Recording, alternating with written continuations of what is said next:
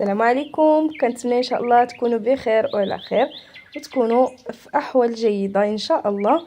مرحبا بكم معايا في فيديو جديد. وصفتنا اليوم ان شاء الله غنشارك معكم عشيوه خفيفه ظريفه واقتصاديه كتوجد في اقل وقت واكيد متوفره. بسم الله نبداو على بركه الله. اول حاجه غادي نديرها هي انني غادي ندير البطاطا ديالي تسلق. كيف شفتوا معايا اختاريت هاد البطاطا اللي كتكون صغيره، غسلتها مزيان ودرتها في الماء على بوطه اللي هي متوسطه حتى كتسلق. دزت من بعد ما درت البطاطا ديالي، دزت باش نصوب الحشوه اللي غادي نحتاج فيها. درت في مقيله اللي شعلت عليها كذلك العافيه اللي كتكون مهيله. درت زويته ديال المائده زيت النباتيه، ودرت البنات بصله اللي حريف او داك البصله الخضاريه. شلطتها مزيان كيف تشوفوا معايا. هي راه كتكون ساهله في الطياب البنات وكتطلق واحد البنه اللي رائعه بزاف.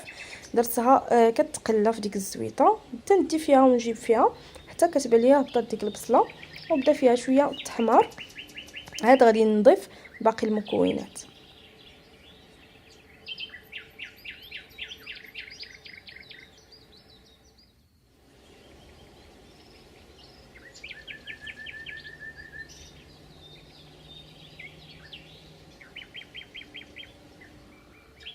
هنا كيف تشوفوا معايا البنات من بعد ما تقلات لي ديك البصله راه كتكون طاحت، الجهه ديالها يعني كيكون طاح يعني طيبه، وفي نفس الوقت كتكون تحمرات شويه. عندي هنا البنات تقريبا واحد جوج ديال الحبات ديال الطماطم اللي حكيتهم، ودرت معلقه ديال الملحه. بالنسبه للملحه على حسب الذوق ديالكم. معلقه كبيره ديال الثومه، تقريبا جوج ديال الفصوص ديال الثومه محكوكين، قزبور ومعدنوس هنا راني قطعتهم مزيان. غادي نضيف البنات التتبيله. بالنسبه للتتبيله فيها الابزار، كندير خرقوم بلدي وسكينجبير. صافي البنات هادو هما المكونات اللي كنضيف، اولا هادو هما التتبيله اللي كنضيف. عفوا نسيت التحميره والبابريكا نسيتها، ولكن ضفتها من بعد ما حركت هاد المكونات ديالي مع بعضياتهم.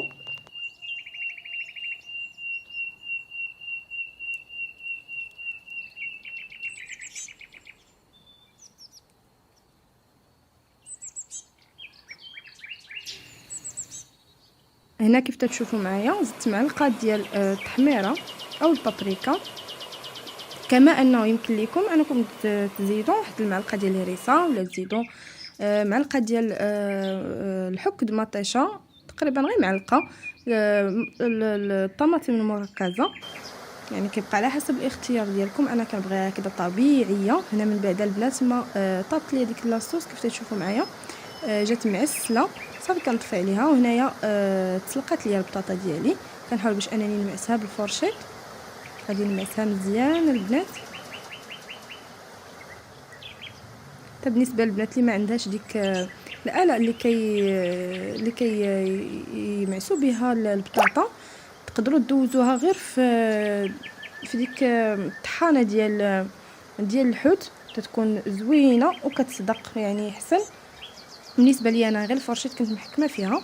ضفت البنات تقريبا معلقه ديال الثومه، ضفت قزبور ومعدنوس، درت غير الزيت ديال الثوم حيت الثوم غادي نحتاجها في المقيله اللي غادي نوجدها معكم ان شاء الله.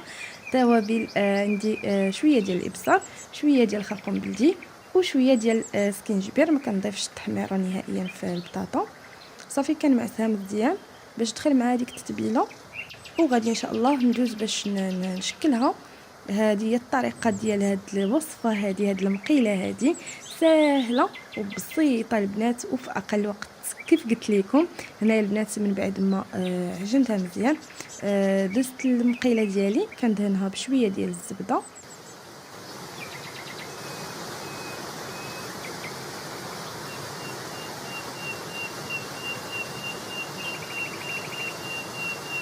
من بعد البنات ما دهنت المقيله ديالي كنستف البطاطا اللي سبق ليا وكورتها يعني حطيتها على جنب غير هكذا باش تشد ليا شويه في راسها. خليتها واحد شويه ديال الوقت حتى تجمعات.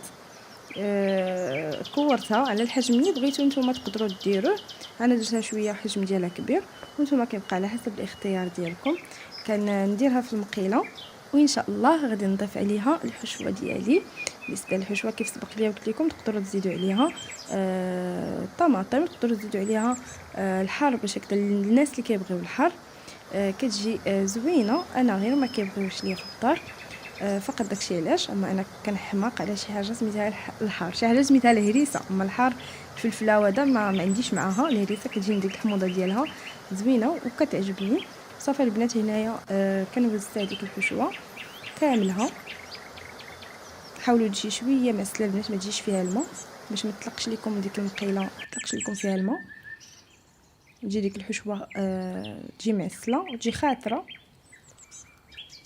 صافي غادي نوزع الحشوه ديالي ان شاء الله، وغادي نضيف باقي المكونات.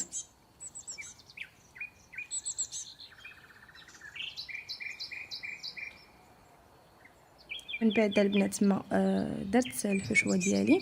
هنا عندي الطون. بالنسبه للطون الزيت ديالها راه ما حيدتهاش ما خويتهاش، كيف شفتوا معايا درتها في البطاطا، عجنت بها البطاطا باش هكذا تجي منكهه بريحه الطون. والطون نديرو فوق من الحشوه والبطاطا. صافي ان شاء الله من بعد ما غادي نوزع الكميه كامله اللي عندي ديال الطون، غادي ندير ليها الفرماج. بالنسبه للفرماج كيبقى على حسب الكميه اللي عندكم. ضيفوها يعني غير شويه، غير كنكهه ولا كتزيين البقيله ديالنا. كاين اللي ما كيبغيش تقدروا تستغنوا عليه، تخليوها غير هكذاك، كيبقى على حسب الاختيار ديالكم. صافي البنات غادي نضيف شويه ديال المعدنوس من الفوق، حتى هو كيعطي واحد البنه اللي زوينه. انا كتعجبني شي حاجه يعني يكون فيها المعدنوس، بالخصوص نخليها حتى كاع طيب وندير لها المعدنوس من الفوق. غير اومليط الا درتها كندير لها شويه ديال المعدنوس كتكون زوينه، كتعطي ديك البنه ديال المعدنوس. وصافي من بعد ما كنشكلها على هذا الشكل هذا هو الشكل ديالها النهائي البنات. كنطفي عليها عفوا مزال ما شعلت عليها، خصني غير نطفي عليها كنشعل عليها على عافيه اللي هي مهيله بزاف وكطيب على خاطرها. وهذا هو الشكل ديالها النهائي. كنتمنى ان شاء الله تنال الاعجاب ديالكم، ونتمنى تجربوها في ديوركم. كتجي ساهله، واكيد في واحد الوقت اللي هو وجيز جدا غادي توجدوها. كتاكل بالخبز، تاكلوها مع البنات بدون خبز، يعني اللي بغيتو على حسب نتوما وكيفاش بغيتوها. كتجي غزاله في المذاق ديالها. كنتمنى ان شاء الله تنال الاعجاب ديالكم. شكرا لكم بزاف على المتابعه، نتلاقاو ان شاء الله فيديو اخر. مع السلامه.